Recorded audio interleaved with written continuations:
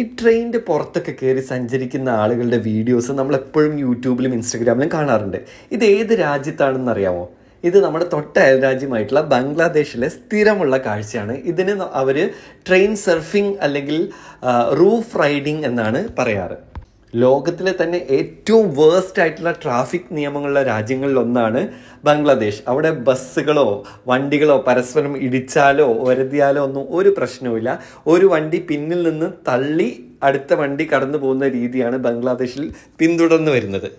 ഈ ട്രെയിനുകളിലൊക്കെ ഇത്രയും ആളുകൾ വരാനുള്ള പ്രധാനപ്പെട്ട കാരണം എന്ന് വെച്ചാൽ ഒന്ന് പോപ്പുലേഷനാണ്. ഓവർ സൈസ് ആയിട്ടുള്ള പോപ്പുലേഷൻ ഉണ്ട്, എന്നാൽ പബ്ലിക് ട്രാൻസ്പോർട്ടേഷന് വേണ്ടത്ര ഇല്ലതാനും. അതുകൊണ്ട് തന്നെ ആളുകൾക്ക് എങ്ങനെ വേണമെങ്കിലും പറ്റിപ്പിടിച്ച് ട്രെയിനിൻ്റെ മുകളിൽ കയറാൻ പറ്റുന്ന രീതിയിലാണ് സജ്ജീകരിച്ചിട്ടുള്ളത്. പക്ഷേ നിയമപരമായിട്ട് അത് അലൗ ചെയ്യുന്നില്ലെങ്കിലും ഡെയിലി അവിടുത്തെ ആളുകൾ ഇതേ ട്രെയിൻ സർഫിംഗ് അല്ലെങ്കിൽ റൂഫ് റൈഡിങ് വെച്ചിട്ടാണ് അവരുടെ ഡെസ്റ്റിനേഷനിലേക്ക് പോയിക്കൊണ്ടിരിക്കുന്നത്.